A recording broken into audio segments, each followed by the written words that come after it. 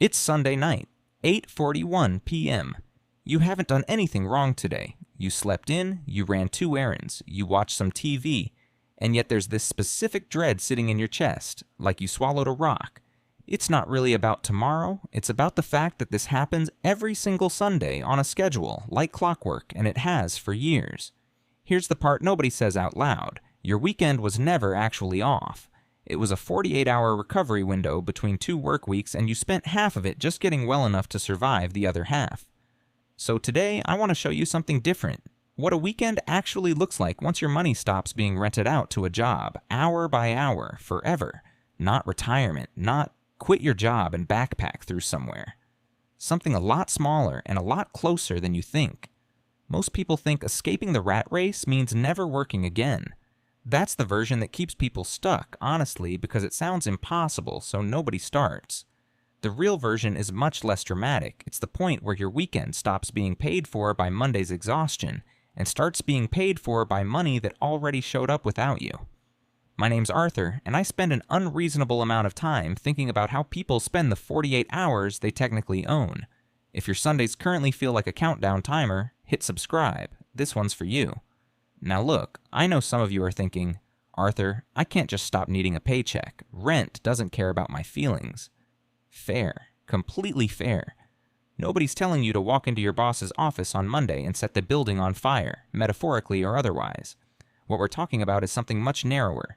The specific slice of your weekend that currently exists only because you're stressed, tired, or broke, and how small that slice actually has to shrink before everything feels different. If your weekend spending decisions are being made by whoever's left of you after 5 exhausting work days, that's not really your weekend. That's your job, wearing your weekend's clothes. So here's the concept I want you to walk away with. I call it your weekend number, the actual dollar amount your weekend cost you on a normal, unremarkable week. Not vacations, not birthdays. Just a regular Saturday and Sunday. Groceries for something nice, one outing, gas, maybe a coffee you didn't need but wanted. For a lot of people, that number is somewhere between $80 and $180. Let's just use $120 for the math because it's a nice round number and I like round numbers on a Sunday. The entire goal isn't never work again. The entire goal is get $120 a week showing up from somewhere that isn't your job. Once that happens, your weekend is no longer funded by your exhaustion. It's funded by a decision you already made weeks or months ago. Step 1. Find the number. Look at your last 4 weekends. Actually add it up. Groceries, one outing, gas, the extras.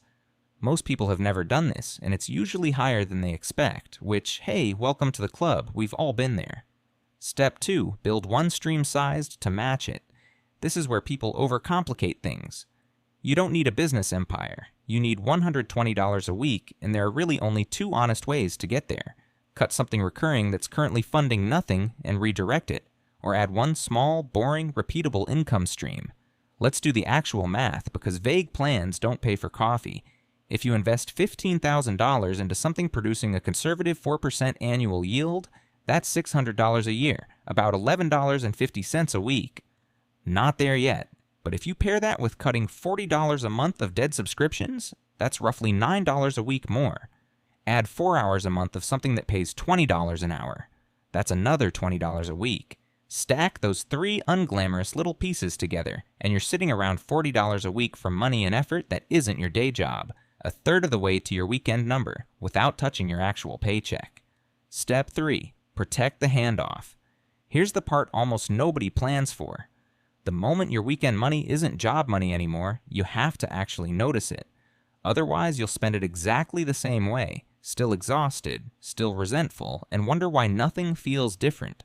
So, the first hour that's genuinely covered, you don't fill it with catching up on chores. You put something in it that has nothing to do with productivity. A walk, a hobby you dropped in 2019, anything that isn't recovery from your job, because recovery isn't rest, it's just less damage. Now, you might be thinking, Arthur, $40 a week isn't going to change my life. You're right, it's not, but it's not supposed to. It's supposed to prove the mechanism works because the second $40 is always easier to find than the first, and the third is easier than the second. This is the part where people quit too early, right after doing the hardest part. Think of your job like a treadmill. You're moving, you're working hard, but you're staying exactly where you started, and the second you step off, everything stops. Building outside income is closer to a moving walkway. It's slower to build, it doesn't demand your full attention, but once it's running, it carries you forward whether you're actively pushing or not. I want to tell you about a guy I'll call Diego. Diego's weekends used to be, in his words, just Monday with better lighting. Errands he'd been too tired to do all week, a nap that felt more like unconsciousness than rest, and a Sunday night where he'd refresh his email out of pure anxiety even though nothing was due. He wasn't in debt, he wasn't broke, he was just entirely funded by a job that took everything and gave back exhaustion. He didn't quit anything. He found $19 a month in subscriptions he'd forgotten existed, moved a small slice of savings into something producing steady income, and picked up one small recurring gig that paid for a Saturday morning coffee and then some. Within a few months, his weekend number was fully covered, not by luck, by arithmetic. He told me the strange part wasn't the money. It was the first Sunday in years where he didn't check his email once. Not because he forgot, because for the first time, there wasn't a version of Monday breathing down his neck the whole time. This was never about being rich. Rich is a number that keeps moving no matter how much you have. This is about something smaller and more specific. A weekend that belongs to you instead of being on loan from your job. Due back Monday morning with interest. So here's your move today. Add up your last 4 weekends, find your actual weekend number, and comment it below. Just the number. Because the moment you write it down, it stops being a vague feeling and starts being a target. And targets, unlike feelings, you can actually hit.